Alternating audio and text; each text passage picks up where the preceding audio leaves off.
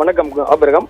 அதாவது சித்தோடு அருகே சேலம் கோவை தேசிய நெடுஞ்சாலையில் பாலத்திற்கு கீழ் கடந்த மாதம் 15ஆம் தேதி நள்ளிரவில் உறங்கிக் கொண்டிருந்த 2 வயது சிறுமியை விற்பனைக்காக கடத்தி சென்ற சம்பவத்தில் தனிப்படையினர் குழந்தையை நாமக்கல் மாவட்டத்தில் குழந்தையை மீட்டு பெற்றோரிடம் ஒப்படைத்துள்ள சம்பவம் ஒரு நிகழ்ச்சியை ஏற்படுத்தியுள்ளது.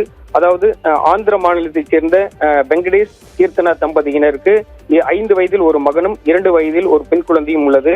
இவர்கள் குடும்பத்துடன் கூடை பின்னும் தொழிலில் ஈடுபட்டு வருகின்றனர். இவர்கள் மட்டுமின்றி இவர்களுடன் 10க்கும் மேற்பட்ட குடும்பத்தினர் ஒன்றாக கூடை பின்னும் தொழிலுக்காக ஒவ்வொரு பகுதிகளாக சென்று கூடை பின்னி விற்பனை செய்து வருகின்றனர். இந்த நிலையில் ஈரோடு மாவட்டம் சித்தோடு அருகே உள்ள கோணவாய்க்கால் என்ற பகுதியில் சேலம் கோவை தேசிய நெடுஞ்சாலத்திற்கு பாலத்திற்கு கீழ் தங்கி கூடை பின்னும் தொழில் செய்து விற்பனை செய்து அங்கேயே தங்கி வருகின்றனர். இந்த நிலையில் கடந்த அக்டோபர் மாதம் 15ஆம் தேதி நள்ளிரவில் வெங்கடேஷ் கீர்த்தனா இருவரும் தங்களது 2 குழந்தைகளை பாலத்திற்கு கீழே வைத்து உறங்கிக் கொண்டிருந்தனர். குழந்தைகளை கொசு கடிக்காமல் இருப்பதற்காக கொசு வலைக்குள் வைத்து குழந்தைகளின் இரண்டு புறமும் கணவன் மனைவி இருவரும் படுத்து உறங்கிக் கொண்டிருந்தனர்.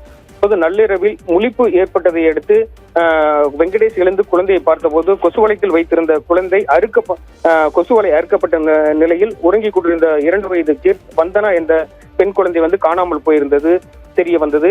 இதனால் அதிர்ச்சி அடைந்த பெற்றோர்கள் அருகில் இருந்தவர்களை எழுப்பி குழந்தையை காணவில்லை என கூறி தேடியுள்ளனர். ஆனால் குழந்தை கிடைக்கவில்லை. இது குறித்து சித்தோடு காவல்துறையினருக்கு தெரிவித்த சம்பவத்தை அடுத்து காவல்துறையினர் குழந்தையை தேடும் பணியில் ஈடுபட்டனர். ஆனால் குழந்தை கிடைக்கவில்லை. இதனையடுத்து சித்தோடு காவல்துறையினர் வழக்கு பதிவு செய்து குழந்தையை தேடும் பணியில் ஈடுபடுவதற்காக 7 தனிப்படைகள் அமைக்கப்பட்டு பல்வேறு இடங்களில் தேடி வந்தனர். சுற்று வட்டாரத்தில் உள்ள சிசிடிவி கேமரா மற்றும் செல்போன் டவர் எண் உள்ளிட்டவைகளை பதிவு செய்து தேடும் பணியில் ஈடுபட்டு வந்தனர். 26 நாட்களுக்கு பிறகு இவர்கள் செல்போன் டவர் மூலம் நாமக்கல் மாவட்டத்தில் அந்த செல்போன் டவர் காண்பித்துள்ளது தெரிய வந்தது. அங்கு சென்ற தனிப்படையினர் குழந்தையை மீட்டுள்ளனர்.